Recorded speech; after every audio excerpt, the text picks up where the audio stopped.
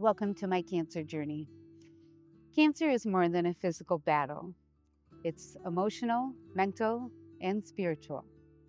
One of the hardest parts is the feeling of losing yourself. I often feel like cancer has become my identity. When I'm around others, the first questions I get are always about my treatment or how I'm feeling. It's as if the only thing they see when they look at me is my cancer. Right now, my husband Steve and I live in our RV in Houston while I undergo treatment.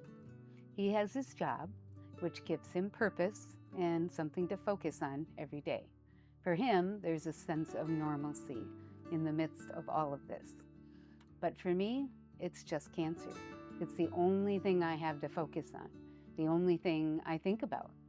And that can be incredibly lonely.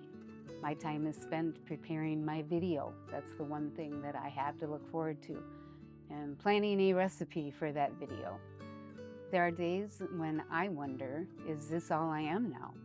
I can feel like cancer has stolen my identity, the person I was before this diagnosis, the woman who had dreams and passions and a life full of possibility.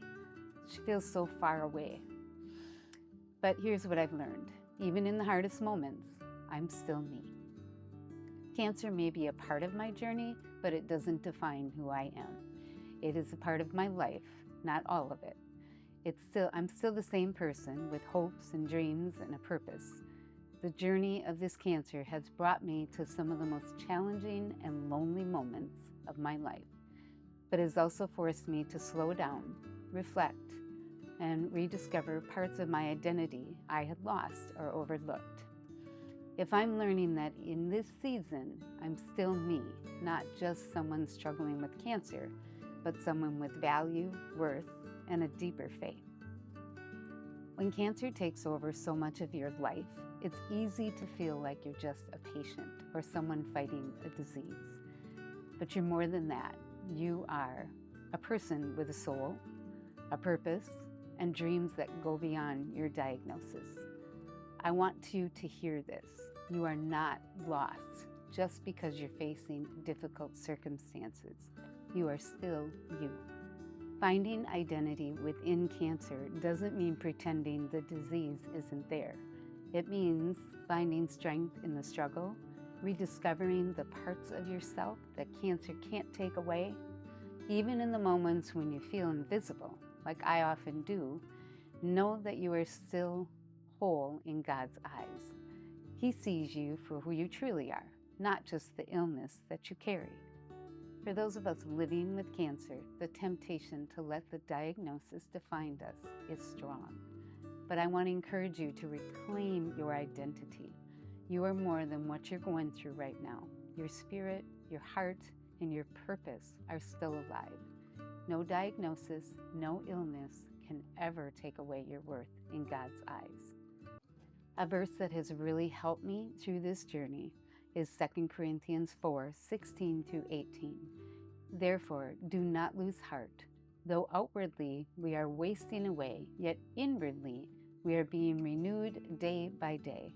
For our light and momentary troubles are achieving for us an eternal glory that far outweighs them all. So we fix our eyes on not what is seen, but what is unseen. Since what is seen is temporary, but what is unseen is eternal. This verse reminds me that no matter what I'm facing, God sees me. He knows my name. He's created me for so much more than this struggle. Cancer is just one part of my story. It doesn't define me. And the same is true for you. You're more than your illness, more than your diagnosis. God sees you, loves you, and calls you by name.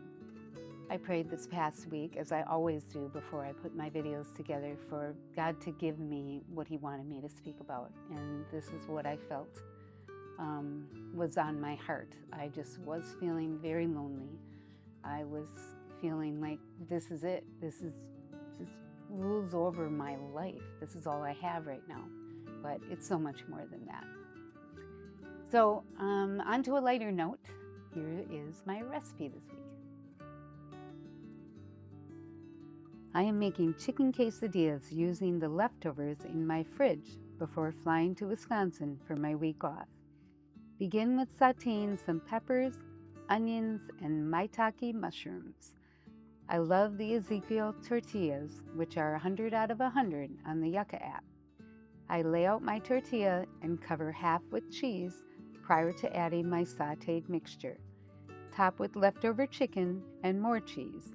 Steve loves his sauteed jalapenos. Place in the oven at 350 degrees until the cheese is melted to hold it all together. Bon appetit! Don't forget to like, share, and subscribe, and make a comment in YouTube on my video. That just makes it so that YouTube shares it more with more of an audience. Thank you again for joining me this week. Continued prayers and support are much appreciated. The end of this week, on Friday, I'm flying back to Wisconsin for a week, a long week, and spending some much needed time with my son and my future daughter-in-law, which I'm really excited about, for a bridal shower and then also a wedding of a dear friend's daughter. So it's going to be great family and friends time and much needed to kind of cover that loneliness that I've been feeling. Have a blessed week. We'll see you next week.